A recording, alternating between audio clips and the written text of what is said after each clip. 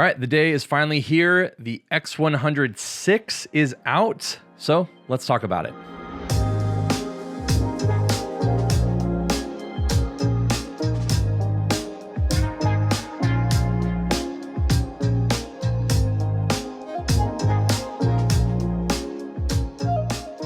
So first of all, I did get included in a press briefing about this camera, but this actually is not the X100VI.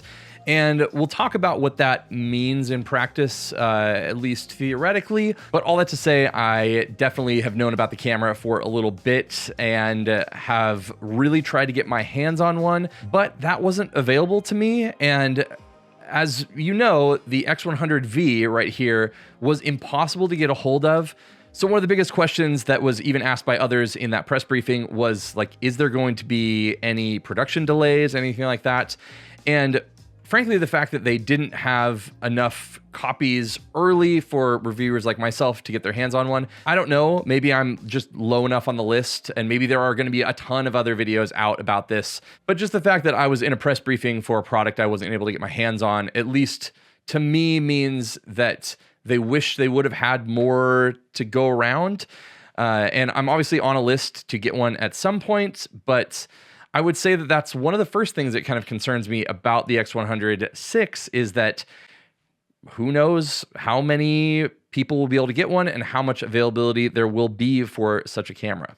Now, there's going to be tons of other things about this today. I'm sure you've already watched some of the other ones, but basically this thing is incorporating the X-T5 sensor, so you're getting that 40 megapixels instead of the 26. You're also getting in-body image stabilization, which is going to be a huge plus for this camera. And one of the things I do like about Fujifilm is they just have a few different sensors that they use, and so if you've seen stuff from the X-T5, you're going to basically have seen images from that same sensor. So again, one of the nice things is you just kind of know what you're going to get out of that thing. Now, the screen, the EVF, all that stuff is the same. There's a little bit extra functionality in how it tilts. You get like a little bit more tilt here if you want to, photograph things from above.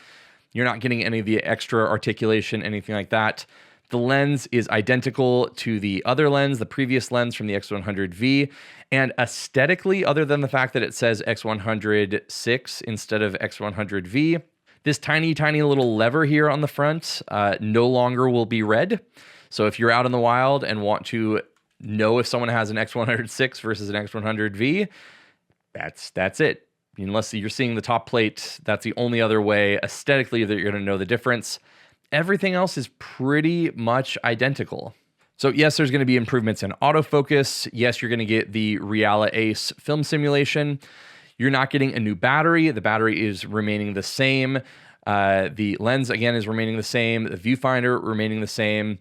Ultimately, I think that, yes, these are all nice improvements, especially the IBIS that's coming in this is going to be a really nice improvement. But most of the stuff being very, very similar, I think the biggest thing is going to be the availability or lack thereof of this camera.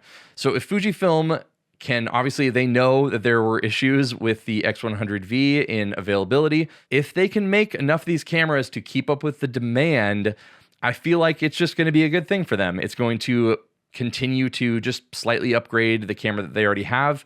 I'm not saying that there's any issue with any of the upgrades. They're all going to be great. But if I was someone that didn't do camera YouTube, would I upgrade from the X100V?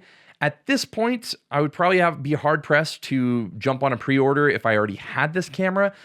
But if I was someone that had been on a pre-order list or some sort of back-ordered list for this camera, I would definitely switch it if it doesn't already. Some of the other companies, I'm sure, are just switching their pre-orders for this camera to the X100VI. And the only other thing about that it could be problematic in any way is just the fact that this camera came in at $13.99 and then the new X100VI comes in at $15.99. So it is a $200 bump up in price. To me, that is a bummer. I would love if they found a way to keep this camera where it's at and then made the bump up in price available. Obviously, I don't think that's going to be the case. But considering what this has been going for on the used markets, if they can just make this camera available for $1,600, it's going to be a harder sell to some people, because I think that even $1,400 is a little bit much for some people for this camera. At $1,600, it's pushing further into like that almost $2,000 price range.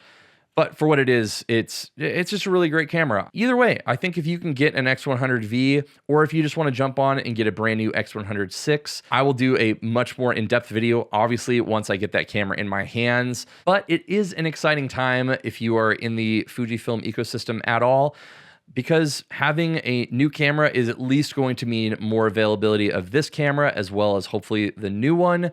So if you, again, haven't jumped on that train, it might be a good time to. So subscribe if you haven't already. I definitely will make more videos about the X100VI once I have one in my hands. You can check out my long-term review on the X100V up here. Check out more Fujifilm videos up here, and I will see you in one of those videos.